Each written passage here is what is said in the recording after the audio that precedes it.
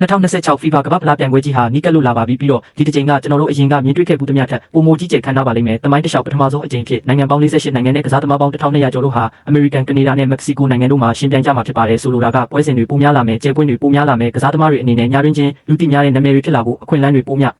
အားလာမှာပါဒါပေမဲ့ဒါဟာပြိုင်ပွဲမှာရှိတဲ့အကောင်းဆုံးကစားသမားတွေရဲ့စည်ရင်းမဟုတ်ပါဘူးဒါဟာကျွန်တော်တို့စောင့်ကြည့်ဖို့အရင်ဆုံးရင်ကုန်နေရတဲ့ကစားသမားတွေရဲ့စည်ရင်းဖြစ်ပါတယ်တချို့ကစူပါစတာတွေဖြစ်နေပါပြီတချို့ကတော့အနာဂတ်ရဲ့စူပါစတာတွေဖြစ်ပြီးအနေငယ်ကတော့သူတို့ရဲ့ကစားသမားဘဝလမ်းကြောင်းကိုလုံးဝပြောင်းလဲပစ်ဖို့ဒီကမ္ဘာဖလားကိုအသုံးချနိုင်ပါတယ်ဒါကြောင့်2026ကမ္ဘာဖလားမှာစောင့်ကြည့်ရမယ့်ကစားသမား10ယောက်ကိုဖော်ပြပေးလိုက်ပါတယ်နံပါတ်10လူကာဘုရှ်ကိုဗစ်2009မှာမွေးဖွားပြီးလူကာမိုဒရစ်နဲ့အတူကမ္ဘာဖလားကိုတက်ရောက်ရတာကိုမြင်အောင်ကြည့်ပါအဲ့ဒါကခရိုအေးရှားအသင်းရဲ့အငယ်ဆုံးကစားသမားဖြစ်ပြီးကမ္ဘာဘောလုံးလောကမှာစိတ်လှုပ်ရှားစရာအကောင်းဆုံးခံစစ်အလားအလာရှိသူတဦးဖြစ်တဲ့လူကာဘုရှ်ကိုဗစ်ရဲ့လက်တွေ့ဘဝပါပဲဒီလူငယ်လေးဟာရာသီကိုဟမ်ဘတ်ကSP မှာအငှားနဲ့ကုန်ဆုံးခဲ့ပြီး Bundesliga ရဲ့ထိုးပေါက်ကျပွင့်တူမြန်မြန်ဆန်ဆန်ဖြစ်လာခဲ့ပါတယ်။သူဟာလေထဲမှာလွှမ်းမိုးနိုင်ခဲ့ပြီးမယုံနိုင်စရာ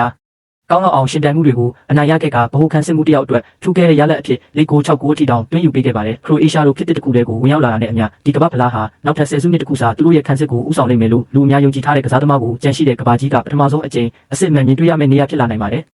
နံပါတ်9 Randio Mendy ဥရောပဘောလုံးလောကမှာပထမဆုံးအကြိမ်ပါဝင်ကစားပြီးတစ်နှစ်ကျော်ကြာမှတင် Randio Mendy ရဲ့တိုးတက်လာမှုကိုလစ်လျူရှုဖို့မဖြစ်နိုင်တဲ့လောက်ပါပဲအသက်19နှစ်အရွယ်ကစားသမားဟာ RB Leipzig အတွက်10နှစ်9နဲ့ဖန်တီးမှု10ကြိမ်ပြုလုပ်ကဥရောပမှာအစွမ်းဆောင်နိုင်ဆုံးလူငယ်တွေကတယောက်ဖြစ်နယ်ပယ်တွေကိုပောက်ကွဲဝင်ရောက်လာခဲ့ပါတယ်တကယ်ထင်ရှားတာကတော့သူကစားတဲ့ပုံစံပါပဲ Dia Mendy ဟာခန်းစစ်မှုတွေစီကိုဆွဲပြေးရတာကိုသဘောကျပါတယ် Dia ဒီမှာသူ့ထက်ပိုပြီးဆွအထောက်ဖို့စူးစမ်းတဲ့သူနေပါတယ်လို့သူ့လောက်ထိရောက်အောင်မြင်အောင်လုပ်နိုင်သူကတော့ပိုတောင်နေပါပါတယ်သူဘောလုံးရတိုင်းတစ်ခုခုဖြစ်လာတော့မလို့ခံစားရပြီးအဲ့ဒါကပဲသူဟာစောင့်ကြည့်ရမယ့်သူဖြစ်ရတဲ့အကြောင်းရင်းပါပဲကမ္ဘာဖလားဟာကျဲပွဲအသစ်တွေကိုမွေးဖွားပေးလို့ရှိတဲ့အလေးထားရှိပြီးဒီယာမန်ဒီကအဲ့ဒီစင်မြင့်အတွက်အပြည့်အဝတိစောက်ထားပုံရပါတယ်နံပါတ်10ဝီလီယံပါချိုလူတွေကဒီကမ္ဘာဖလားမှာအီကွေဒေါရဲ့အခွင့်အရေးတွေအကြောင်းပြောကြားတဲ့အခါဆွေးနွေးမှုတွေဟာအများအားဖြင့်သူတို့ရဲ့ခံစစ်နဲ့နောက်တန်းကကြောက်ဆောင်ကြီးဖြစ်တဲ့ဝီလီယံပါချိုအပေါ်မှာပဲအာရုံစိုက်လေးရှိကြပါတယ်အသက်24နှစ်မှာတင် PSG ခံစစ်မှုဟာနိုင်ငံတကာဘောလုံးလောကမှာယုံကြည်ရဆုံးဗဟိုခံစစ်မှုတွေထဲကတဦးဖြစ်နေပါပြီသူဟာ PSG ရဲ့ Champions League အောင်မြင်မှုမှာအဓိကအခန်းကဏ္ဍကနေပါဝင်ခဲ့ပြီးတောင်အမေရိကမှာအကောင်းဆုံးခံစစ်စံချိန်ဖြစ်ခြေစစ်ပွဲဆက်ရှစ်ပွဲမှာ9-9တာပေးခဲ့ရတဲ့အီကွေဒေါအသင်းအတွက်လည်းအလားတူအရေးပါခဲ့ပါတယ်ပါချိုဟာသတင်းကောင်းကြီးပိုင်းတွေကိုဖမ်းယူတဲ့ကစားသမားမဟုတ်ပါဘူးသူကကြံတဲ့အရာအလုံးကိုအဆင်ပြေအောင်လုပ်ပေးတဲ့ကစားသမားဖြစ်ပါတယ်ပြီးတော့အီကွေဒေါတို့ဒီနွေရာသီမှာလူအချို့ကိုအံ့အားသင့်အောင်လုပ်ပြတော့မယ်ဆိုရင်သူတို့ရဲ့ခံစစ်ခေါင်းဆောင်ကကြီးမားတဲ့အကြောင်းရင်းတစ်ခုဖြစ်လာပါလိမ့်မယ်နံပါတ်9 Ismail Saibari ကျွန်တော်တို့အားလုံး Ismail Saibari ကိုအလေးနဲ့စောင့်ကြည့်ရပါမယ် PS3 Onkan တိုပင်ကွင်းလယ်လူဟာ Eredivisie ရဲ့တစ်နှစ်တာအကောင်းဆုံးကစားသမားဖြစ်သတ်မှတ်ခံရပြီးနောက်ကောင်းမွန်တဲ့အကြောင်းပြချက်နဲ့အတူတန်ပွဲတွေကိုဦးတည်လာနေပါတယ်ပြီးခဲ့တဲ့လက်ရာဒီနှစ်ခုတစ်လျှောက်မှာသူဟာ26ဂိုးနဲ့ဖန်တီးမှု19ကြိမ်ထိစုဆောင်းထားနိုင်ခဲ့ပြီးအဲ့ဒီကိန်းဂဏန်းတွေကသူ့ကိုဥရောပမှာအစွမ်းဆောင်နိုင်ဆုံးတိုက်စစ်ကွင်းလယ်လူတွေထဲမှာပါဝင်စီခဲ့ပါတယ်အထင်ကြီးစရာကောင်းတာကသူ့ရဲ့ကစားကွက်ဘယ်လောက်အထိပြည့်စုံလဲဆိုတာပါပဲပြီးခဲ့တဲ့ရာသီနှစ်ခုတစ်လျှောက်မှာဥရောပရဲ့ထိပ်တန်းလိတွေကကစားသမားနိုင်ငံသားသူ့ရဲ့ဂိုးကန်သွင်းမှုပမာဏနဲ့အခွင့်အရေးဖန်တီးမှုပေါင်းစပ်မှုကိုရှင်းနိုင်ခဲ့ပြီးသူ့ကိုထိပ်တန်းအဆင့်တန်းတွေကိုရောက်ရှိစေခဲ့ပါတယ်အသက်24နှစ်မှာတော့ဒါဟာဆိုင်ပါရီအနေနဲ့ကမ္ဘာလုံးဆိုင်ရာပြည်သက်စီမိမိကိုယ်ကိုမိတ်ဆက်ဖို့နဲ့ဘောလုံးလောကရဲ့အကြီးမားဆုံးစင်မြင့်အတွက်သူအဆင်သင့်ဖြစ်နေပြီဆိုတာကိုပြသဖို့ပြည့်စုံတဲ့အချိန်လိုခံစားရပါတယ်နံပါတ်6 Morgan Rogers တချို့ကစားသမားတွေကကမ္ဘာဖလားကိုကြော်ကြားမှုတွေနဲ့ရောက်လာကြပါတယ် Morgan Rogers ကတော့ဒါကိုထောက်ပံ့ပေးမဲ့ကိန်းဂဏန်းတွေနဲ့ရောက်ရှိလာတာပါ Aston Villa ကျဲပွင့်ဟာသူ့ရဲ့ထိုးပေါက်ရာသီအပြီးမှာနောက်ထပ်ထူးခဲ့တဲ့ရာသီတစ်ခုကိုဖျက်ဆီးခဲ့ပြီး Villa ကို Europa League ပိုဆွဲအောင်ကူညီပေးနေစဉ်ပြန်ပွဲစုံမှာ73ဂိုးနဲ့ဖန်တီးမှု17ကြိမ်နဲ့အဆုံးသတ်ခဲ့ပါတယ်သူဟာဘိုလ်လုပွဲမှာခြေစွမ်းပြပြီးနောက် UEFA ကသူ့ကိုပြန်ပွဲရဲ့တစ်နှစ်တာအကောင်ဆုံးကစားသမားဖြစ်သတ်မှတ်ခဲ့ရတဲ့အထိလွှမ်းမိုးမှုရှိခဲ့ပါတယ်။ Rogers ကိုတားဆီးရခတ်စေတဲ့အချက်ကတော့သူကနေရာတစ်ခုထဲမှာပုံတင်မကစားတာကြောင့်ပါပဲ။သူဟာတောင်ပန်လူနံပါတ်10ဒါမှမဟုတ်ဘိုးကနေတောင်ကစားနိုင်ပါတယ်။6ပေနဲ့လက်မရှိတဲ့သူဟာခန်းစစ်မှုတွေကိုဖျက်ကျော်ပြေးဖို့လုံလောက်တဲ့တန်မာမှုရှိတယ်လို့အဝေးကနေအခွင့်အရေးဖန်တီးဖို့နဲ့ဂိုးသွင်းဖို့အတွက်လည်းဤစနစ်ပိုင်းအရေးချင်းရှိပါတယ်။အင်္ဂလန်မှာတိုက်စစ်စွမ်းရည်လိုအပ်ချက်မရှိတာကြောင့်အဲ့ဒါကပဲ Rogers ကိုစိတ်ဝင်စားစရာဖြစ်စေတာပါကျဲပွင့်တွေပြင်းနေတဲ့လူစည်းရင်းထဲမှာသူဟာပြင်းထန်တဲ့ဆွဲထွက်မှုတစ်ခုလိမ္မာပါနဲ့တဲ့ပေးပို့မှုတစ်ခုဒါမှမဟုတ်ရှုပ်ထွေးမှုတစ်ခုခုနဲ့ကြက်တဲတဲ့ပွဲစဉ်ကိုပြောင်းလဲပြနိုင်စွမ်းရှိတဲ့ကစားသမားဖြစ်ပါတယ်ပြီးတော့ကမ္ဘာဖလားဟာအဲ့ဒီလိုကစားသမားမျိုးတွေကိုမှတ်မိနေတတ်ပါတယ်နံပါတ်5 Alexander Pavlovic ကမ္ဘာဖလားအများစုဟာပြိုင်ပွဲမတိုင်ခင်ကတာမန်ပရိသတ်တွေတိတ်မတိကြတဲ့ထိုးဖောက်ကွင်းလယ်လူတစ်ယောက်ကိုမွေးဖွားပေးလို့ရှိပါတယ်။ Alexander Pavlovic ဟာဂျာမနီရဲ့ကိုယ်စားလှယ်ဖြစ်လာနိုင်ပါတယ်။မှတ်သားစရာကောင်းတာကသူဘယ်လောက်မြန်မြန်ဆန်ဆန်နဲ့မရှိမဖြစ်ကစားသမားဖြစ်လာလဲဆိုတာပါပဲ။လွန်ခဲ့တဲ့နှစ်အနည်းငယ်ကတည်းကသူဟာဘိုင်ယန်ရဲ့ပထမအသင်းမှာနေရာတနေရာအတွက်တိုက်ပွဲဝင်ခဲ့ရပါတယ်။အခုတော့သူဟာဘိုင်ယန်မြူးနစ်ရောဂျာမနီမျိုးသားဘောလုံးအသင်းရဲ့ကစားကွက်စီးချက်ကိုပါထိန်းချုပ်ဖို့တာဝန်ရှိတဲ့ကစားသမားတွေကတယောက်ဖြစ်နေပါပြီ။ဒီနေရာမှာမပြီးဆုံးသေးတဲ့အလုပ်တစ်ခုရှိနေတယ်လို့လည်းခံစားရပါတယ်။ Pavlovic ဟာယူရို2024မှာပါဝင်ဖို့သတ်မှတ်ထားခဲ့ပေမဲ့နောက်ဆုံးမိနစ်မှာဖျားနာမှုကြောင့်နှုတ်ထွက်ခဲ့ရပါတယ်။ကမ္ဘာဖလားဟာအခုတော့အကြီးမားဆုံးစင်မြင့်ပေါ်ကိုသူကာလရှည်စောင့်မျှော်ခဲ့ရတဲ့ရောက်ရှိလာမှုဖြစ်ပုံရပါတယ်။ပြီးတော့ဘိုင်ယန်အတွက်သူ့ရဲ့ကိန်းဂဏန်းတွေကိုကြည့်ရင်ဂျာမနီတို့ဘာကြောင့်ဒီလောက်စိတ်လှုပ်ရှားနေရလဲဆိုတာသိမြင်ဖို့လွယ်ကူပါတဲ့ဥရောပကကွင်းလယ်လူအနေငယ်သားဘောလုံးကိုပုံမမြင်တွေ့ရပြီးဒါမှမဟုတ်ပုံမထိရောက်စွာအသုံးပြုနိုင်ပါတယ်သူဟာဘောလုံးကိုအမြဲတမ်းတောင်းဆိုပြီးတိုက်စစ်တွေကိုစီးဆင်းစေကပေးပို့မှုတွေကိုခဲယဉ်စွာအလားတဖြစ်စေပါတယ်သူဟာဂျာမနီလူစည်းရင်းထဲမှာဆွဲဆောင်မှုအရှိဆုံးနာမည်မဟုတ်နိုင်ပေမဲ့ရှုံးထွက်ပွဲစဉ်တွေမှာ PR တွေမြင့်တက်လာတဲ့အခါကွင်းလယ်ဘိုးကနေပွဲကိုထိန်းချုပ်နိုင်တဲ့ကစားသမားတွေဟာတန်ဖိုးမဖြတ်နိုင်အောင်ဖြစ်လာပါတယ်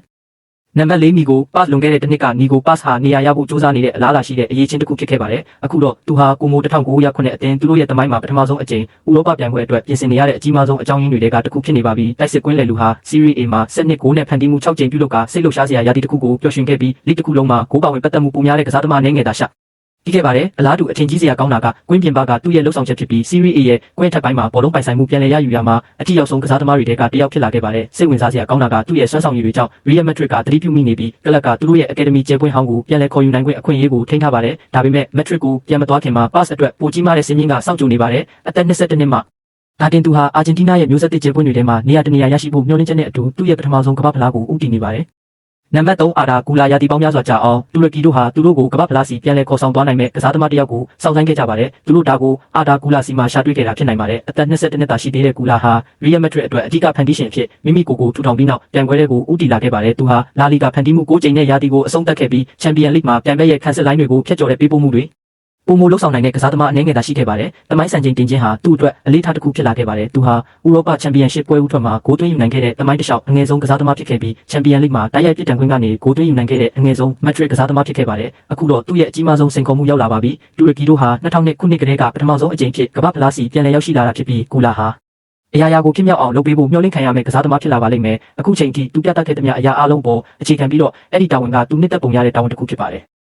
နံပါတ်2 Michael Olise လွန်ခဲ့တဲ့တစ်နှစ်က Michael Olise ဟာဥရောပမှာစိတ်လှုပ်ရှားစရာအကောင်းဆုံးလူငယ်တိုက်စစ်မှုတွေကတယောက်ဖြစ်ခဲ့ပါတယ်။အခုတော့သူဟာအပြည့်စုံဆုံးသူတွေကတယောက်ဖြစ်လာနိုင်ပါတယ်။ဘိုင်ယန်ကျပွင့်ဟာပြိုင်ပွဲစုံမှာ22ဂိုးနဲ့ဖန်တီးမှု26ကြိမ်ပြုလုပ်ကထူးခဲ့တဲ့ရာသီတစ်ခုအပြီးမှာကမ္ဘာ့ဖလားကိုဦးတည်လာနေပါတယ်။တကယ်တော့သူဟာ2025မှ2026မှာဥရောပရဲ့ထိပ်တန်းလိဂ်5ခုထဲမှာဂိုး20နဲ့ဖန်တီးမှု20စံချိန်ကိုရယူနိုင်ခဲ့တဲ့တူဦးလေးသောကစားသမားဖြစ်ပါတယ်ပြီးတော့ဒါဟာဂိုးတွေနဲ့ဖန်တီးမှုတွေတင်မဟုတ်ပါဘူးဥရောပရဲ့အဓိကလိဂ်တွေတခြား Bruno Fernandes တယောက်သာသူ့ထပ်ပိုပြီးအခွင့်အရေးတွေဖန်တီးပေးနိုင်ခဲ့ပါတယ်တစ်ချိန်တည်းမှာပဲ Olise ဟာအောင်မြင်တဲ့ဆွဲထွက်မှုတွေကွင်းထက်ပိုင်းမှာဘောလုံးပြန်လည်ရယူမှုတွေနဲ့တင်စေနိုင်တဲ့ပေးပို့မှုတွေနဲ့ခံစစ်ကိုခွဲထုတ်ရမှာလဲအကောင်းဆုံးတွေထဲမှာပါဝင်ခဲ့ပါတယ်ကြောက်စရာကောင်းတာကပြင်သစ်ရဲ့တိုက်စစ်ဟာကျဲပွင့်တွေနဲ့ပြ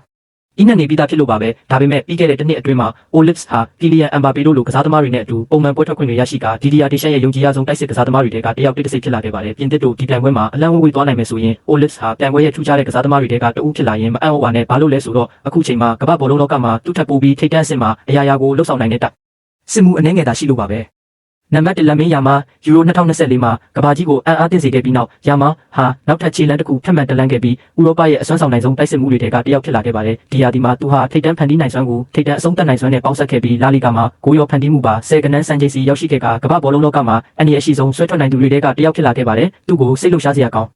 စီလာကကိန်းကနန်းတွေတင်မဟုတ်ပါဘူးခံမဲ့ရခတ်မှုကြောင့်ပါပဲခံစစ်မှုတွေကသူတို့ကိုရင်ဆိုင်တော့မယ်ဆိုတာသိကြပေမဲ့သူတို့ကိုမတားဆီးနိုင်ကြပါဘူးသူကဂိုးကန်မှုအတွင်းထဲကိုဖျက်ဝင်တာပဲဖြစ်ဖြစ်ပြစ်ကျက်နေတဲ့ခံစစ်ကြားတဲ့ကိုပေးပို့မှုတစ်ခုထိုးဖောက်တာပဲဖြစ်ဖြစ်ဒါမှမဟုတ်တစ်ချက်အရှင်မြင့်လိုက်ရုံနဲ့ကစားသမားနှစ်ယောက်ကိုဖျက်ကျော်တာပဲဖြစ်ဖြစ်ရမှာဟာတင်ကြပေးလို့မရတဲ့ယုံကြည်မှုမျိုးနဲ့ကစားပါတယ်အဲ့ဒါကြောင့်ပဲလူအများပြားဟာ2026မတိုင်ခင်သူ့ရဲ့နာမည်ကိုဝိုင်းထားကြတာပါစပိန်တို့ဟာရေပန်းစားတဲ့အသင်းတွေကတခုအနေနဲ့ရောက်ရှိလာပါလိမ့်မယ်ဒါပေမဲ့သူတို့သာလမ်းဆုံးထိသွားနိုင်ခဲ့ရင်ဒီလူငယ်လေးဟာတပြိုင်ပွဲလုံးရဲ့ကျဲပွင့်ဖြစ်လာခဲ့ရင်မအံ့ဩပါနဲ့အဲ့ဒါကတော့2026ကမ္ဘာ့ဖလားကိုတောက်ပစီမဲ့စောင့်ကြည့်ရမယ့်ကစားသမား10ယောက်ပဲဖြစ်ပါတယ်တချို့ကတည်ငြိမ်ပြီးသားကျယ်ပွင့်တွေဖြစ်ကြပြီးတချို့ကအနာဂတ်ရဲ့စူပါစတာတွေဖြစ်ကအနည်းငယ်ကတော့တစ်ကမ္ဘာလုံးကသူတို့ရဲ့နာမည်ကိုသိရှိသွားစေမဲ့ဆွမ်းဆောင်ရည်မျိုးနဲ့ဒီပြိုင်ပွဲကနေထွက်ခွာသွားနိုင်ပါတယ်အခုတော့တင်တို့အလှည့်ပါပဲကမ္ဘာ့ဖလားမှာဘယ်ကစားသမားကိုစောင့်ကြည့်ဖို့အင်မတန်ရဲ့အခုံရဆုံးလဲပြီးတော့ပြိုင်ပွဲရဲ့ထူးပေါက်ကျယ်ပွင့်ကဘယ်သူဖြစ်လာမယ်လို့ထင်ပါတယ်အောက်ကကွန်မန့်တွေမှာကျွန်တော်ကိုပြောပြပေးပါပြီးတော့ဗီဒီယိုကိုသဘောကျရင် like လုပ်ဖို့ subscribe လုပ်ဖို့နဲ့နောက်ထပ်တင်ဆက်မှုတွေကိုမလွတ်တမ်းကြည့်နိုင်ဖို့ notification ကိုဖွင့်ထားဖို့မမေ့ပါနဲ့ဦး